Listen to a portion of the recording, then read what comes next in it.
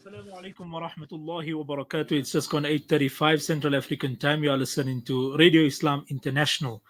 Now, the Muslim leadership yesterday met with the presidency to discuss the ongoing genocide in Palestine. And joining us this morning is UXA. And from UXA, we have Maulana Suleiman Rawat, we have Maulana Ibrahim Bam. We are trying to get Maulana Abdul Khalik Ali to join us also on the program. Let's welcome Maulana Ibrahim Bam on the program. Maulana, assalamu alaikum wa rahmatullahi wa barakatuh. Wa alaikum salam wa rahmatullahi wa barakatuh, and assalamu alaikum to all the listeners and viewers. Maulana, let's start off with an overview and a preamble to of the meeting yesterday with the presidency. Well, this particular meeting came about because of several requests made by Muslim organizations and Palestinian solidarity groups. The United Ulama Council of South Africa recently had written to the president to have an audience with him with regard to the situation in Palestine, and Palestinian solidarity groups also had done something similar in the last month or so. So keeping that in mind, the presidency, or perhaps more accurately, the ANC, the Luthuli House, felt a need to have this meeting. And of course, we have to bear in mind, it comes in the context of the president meeting the South African Jewish Board of Deputies. So after Mashwara and after consulting the Palestinian solidarity groups and the United Ulama Council of South Africa, it was agreed to go into the meeting.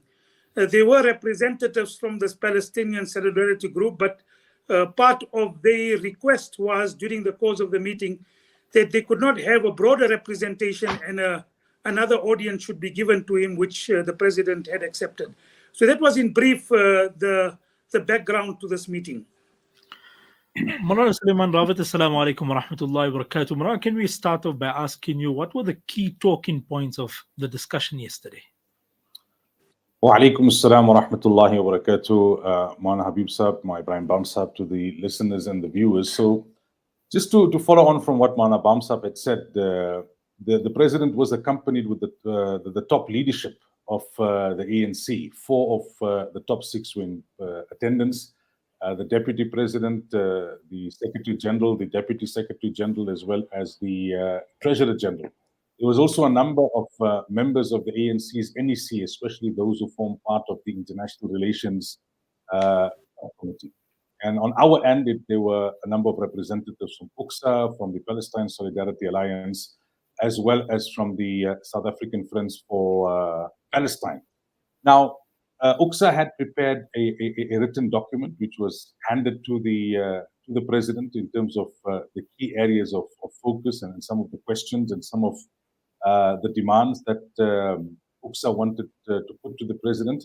And this was verbalized by Maulana Ibrahim Bam Saab. Maulana painted a picture of the current situation in Palestine and in Gaza, the extent of the human suffering. Maulana asked a few critical questions with regards to the action taken in Parliament and why that has not yet been implemented. Maulana raised the issue of whether the South African government was willing to look into the issue of the two-state solution, considering that while historically that may have been a call from many parts of the world, and it's still being regurgitated to date, but there is now a call that be relooked, considering the extent of the settlements and considering the position of the Israeli government at present when it comes to the two-state solution. Maulana also raised the issue about the importance of the usage of certain words and terminologies. Like, for example, using the word conflict is problematic because it gives a sense that there's two equal sides, and yet there isn't that reality, because you've got a superpower on one side carrying out genocide, ethnic cleansing, and collective punishment on those who are confined to what is referred to the world's largest open-air concentration camp. One of the issues that Maulana also raised was about the aspect of for how many more people have to die to kind of appease the guilt that Europe may be suffering as to what they did to the Jews. The aspect of the president was asked to clarify some of the positions of the party as well as government, in as far as to what extent they were able to go in assisting with humanitarian aid.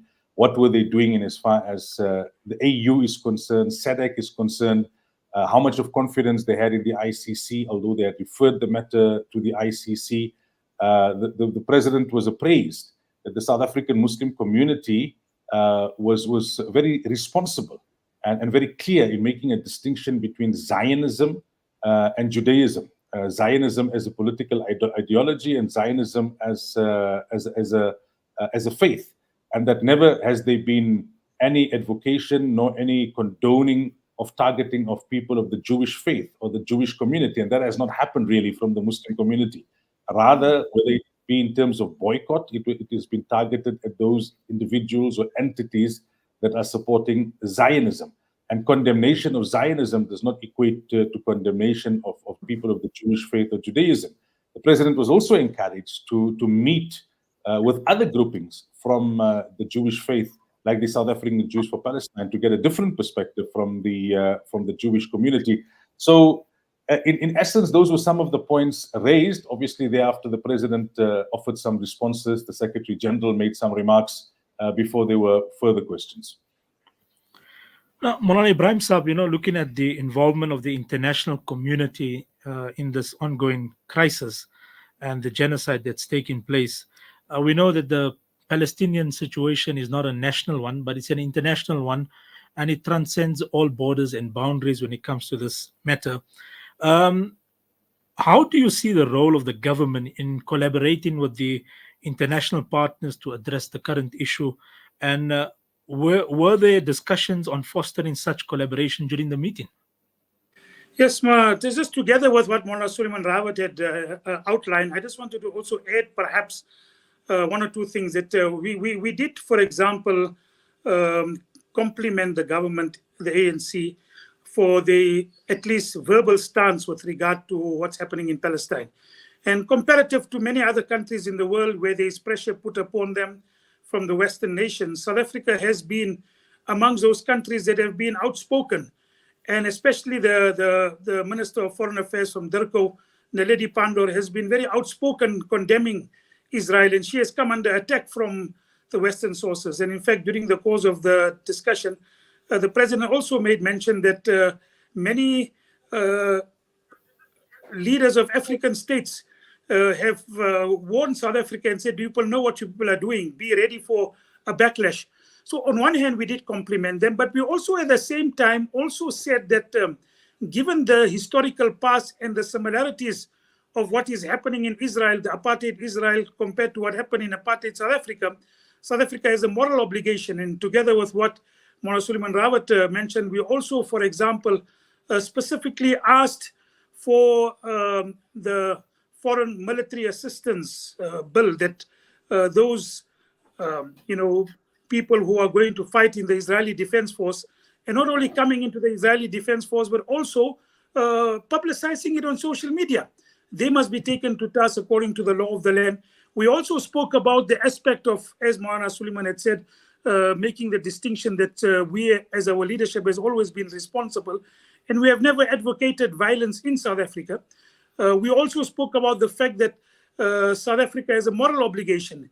The president was specifically asked, what does he feel with regard to the right to resistance? Because that is a universal right, a right that is acknowledged across all faith spectrums and according to even international law.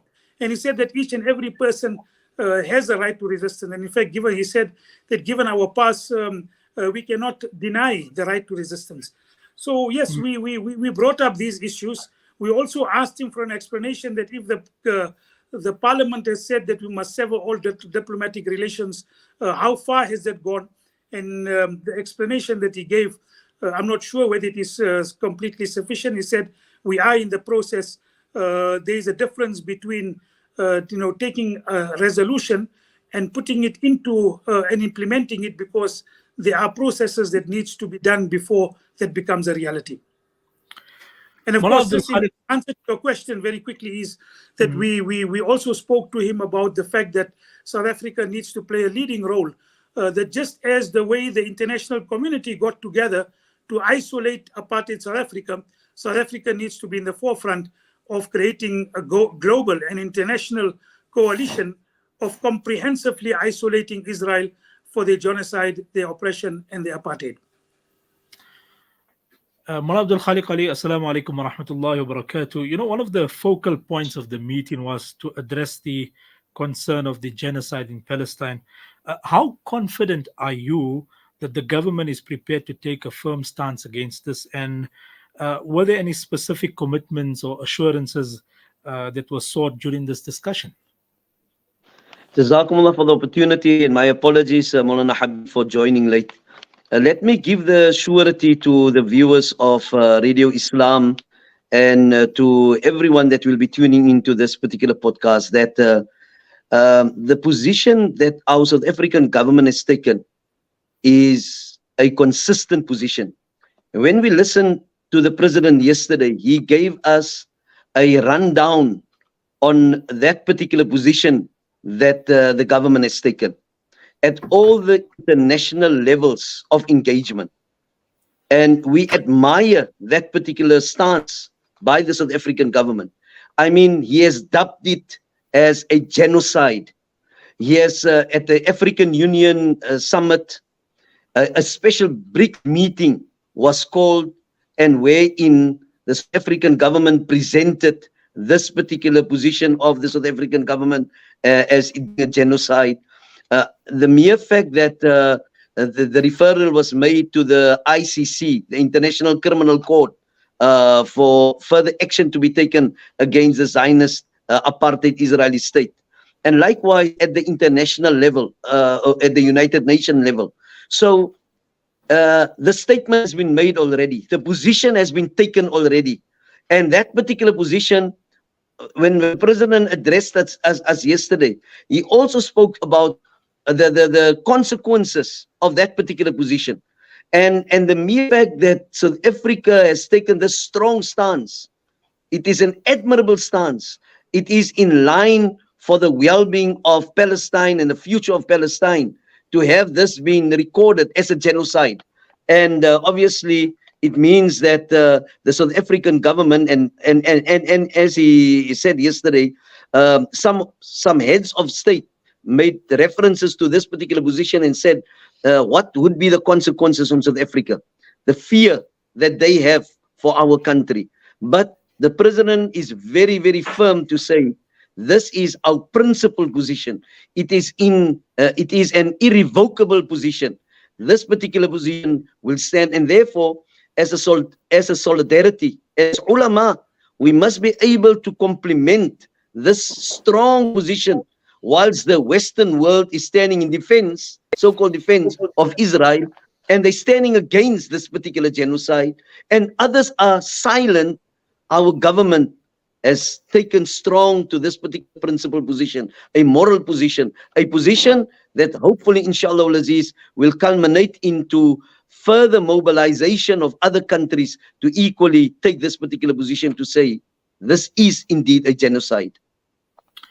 Well, Suleiman Rawat, you know, one of the things that people grapple with when it comes to the South African government is that throughout the years they have advocated for a Palestinian state, and they have vouched for the Palestinian state, and they have, supported this cause. But they say that they don't find consistency in what they say and what people are seeing on the ground. A recent example is that the president met with the Jewish counterpart also, and he gave them assurances. Certain assurances were given on that side. And when he meets with the Muslim representatives, a certain commitment is given. How do you reconcile between these aspects when you are dealing with the presidency? Well, I don't think it's for us to reconcile. It is for us to ask this very question of the president and his leadership, and that we did. I think we had made a firm resolution before going into the meeting with the president that ours was not to be part of a PR opportunity, that because the president had met with the South African Jewish Board of Deputies, now he would be meeting with representatives of the Muslim community. But rather, ours was to show how seriously we take the situation in Gaza. being a situation of genocide and ethnic cleansing, and to ask the questions that needed to be asked. So these types of questions were asked of the president. I think some of his answers were alluded to. I'll just maybe add on to that. As far as the South African Jewish Board of Deputies and meeting with them is concerned, as a state president, he mentioned that they had been requesting a meeting for a very long time, to the point that they had complained in the media that the president was not meeting with them, and they had a right as citizens of this country to meet with the president. So our understanding of the response given on this particular issue by the president was that meeting with them does not mean that he endorses their pro-Zionist views. Like Abdul Khalik had mentioned, the president had repeatedly emphasized that the ANC as a party and the South African government's view, or solidarity rather, with Palestine is irrevocable. And he said that in the press briefing after that. He met with them as they are also citizens of the country, but he also used that as an opportunity to highlight some of his concerns and grievances in terms of the remarks they made with regards to International Relations Minister Naledi Pandor in regards their focus on what happened on October 7th and their lack of focus in terms of what transpired thereafter, in as far as almost 20,000 people rather, who have lost their lives in Gaza, and the broader focus of over 70 years of occupation. He did mention, the president, in the press briefing afterwards, that he felt that a lot of what transpired in that meeting was distorted thereafter in the media, and he welcomed the opportunity to correct those distortions. So ours was not an apologetic approach, nor was it an approach of merely appeasing the president in terms of the answers that he had given. Like Mahabam had mentioned, where acknowledgement was due, acknowledgement was given. The South African government is one of only few governments in the world that are willing to call Israel an apartheid state, and to mention that many of their senior leaders have visited Israel, and what they have seen there is worse than what was experienced in apartheid. They are willing to call it a genocide. They are willing to champion the cause of Palestinians within the AU, even though many, if not most, of African countries are leaning towards Zionism for the reasons that we know, to champion it in the Middle East, to have been part of that summit in Egypt, to have championed it at the United Nations. So he mentioned also, the president, that when he interacts with the leadership of Palestine, one of the remarks that they made was that many times we feel very lonely and isolated as far as the international community is concerned. But when we look at the position taken by South Africa, then we feel at least we have friends. So those questions, Mahabib, to answer the point that you have raised, were asked of the president. Like Maulana Bam had mentioned, that when you go into a meeting of this particular nature, you ask the questions. Some of the answers may be satisfactory as a whole, others may not be, but you get the opportunity and you take the opportunity to answer the questions, or to ask the questions. What was heartening was when the president said, look, our position in terms of solidarity with Palestine is irrevocable. However, there may be issues that you have in terms of how we execute that. There may be areas where you feel that we are falling short, or mistakes that we are making, or things that we are not doing that we're supposed to do. Then we want this open engagement with you on a continuous basis for you to highlight that to us. And the president is now committed to another meeting with even a broader forum of representatives from the Muslim community and the Solidarity Movement to take place in the early part of next year in the Western Cape. And very quickly, I think you asked about the whole aspect of a two-state solution, one-state solution, the ANC as a party versus the ANC as a state. He did explain that the party supported the resolution in Parliament, and that's why they voted for it, even though it was brought up by the EFF. But he feels that there has to be an understanding that it takes time. There are diplomatic processes. However, the delegates did put it to the president that it's taking too long, and there is the suspicion that they're dragging their feet around this particular matter.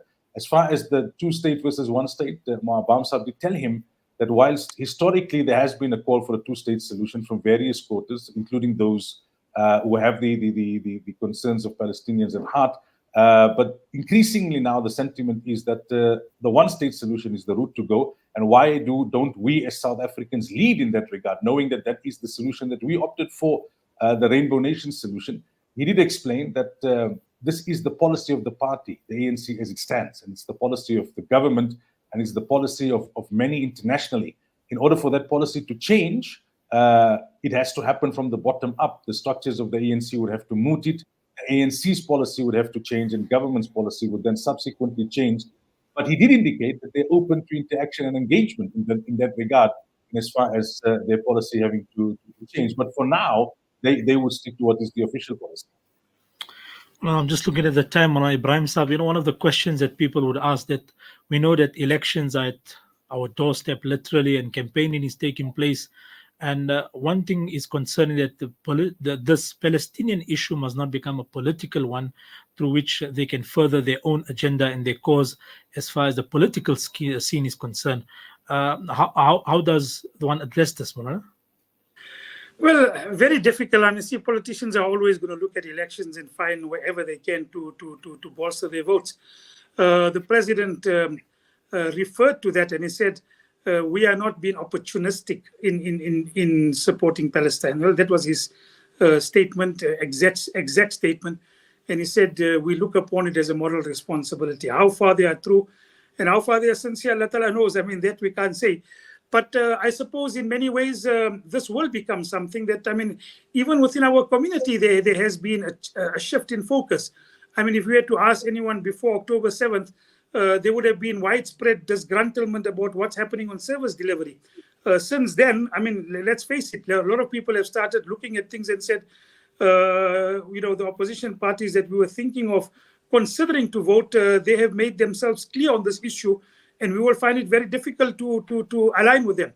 So whether we like it or not, it is going to become a consideration. And I said, whether the government is doing that or not, they stated that they're not doing it because of opportunistic reasons, but it's something that you can't vouch for, politicians being politicians. Indeed. Mullah Abdul Khaliq Ali, just to touch on one of the issues, also on the election side, we saw in Cape Town, the ulama coming out very strong on this particular matter when the DA made a certain statement or took a certain position in this regard. How are things being addressed at this moment in the current situation in Cape Town? Well, here in the Western Cape, we know that the DA government is the government, or rather the provincial government. And what saddened me is the fact that for more than 70 odd days, there's not even a single statement of condemnation of the killing and murder of innocent children, and the desecration and of a masajid, and the killing of people, Christians as well, by the way. And that speaks about the deep-rooted position, perhaps, of this particular DA party. So whilst the call has been made in terms of specifically Sheikh Ibrahim Gabriel's that made that particular call from the mimbar, people are in the Western Cape, they are very closely attached with the Palestinian issue. They see this as their obligation to stand in defense of Al-Masjid Al-Aqsa Mubarak and the Palestinian people. So whilst there is not a mobilization, or you would see something visible in terms of a position being driven, but people, they live with a conscience, and that conscience are bringing about this position to say that you must be able to be conscious when you place your mark.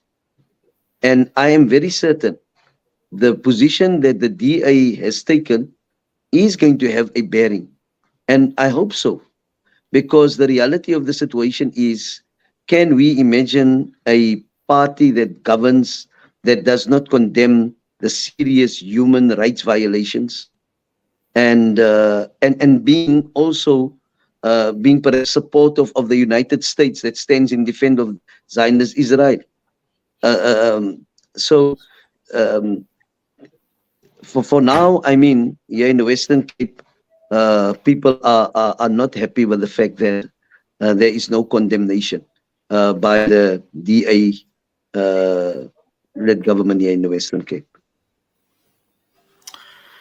Jazakallah khairan to our guest this morning. It brings us to 9 o'clock, and we say Jazakallah khair once again to Marana Suleiman Rawat, Marana Ibrahim Bam, as well as Marana Abdul Khaliq Ali. Marana Bam, just before we close off very quickly and briefly, if you could give a closing remark on this particular matter. Well, the one remark is this, that many people, will question and say, what do you achieve by this? This is all part of the efforts. No one is saying that any of the efforts that we have done have achieved at this stage fruitful results. I mean, the genocide continues, the bombing continues. So this is part of the efforts. And there is not one effort that thus far has been able to put an end to it.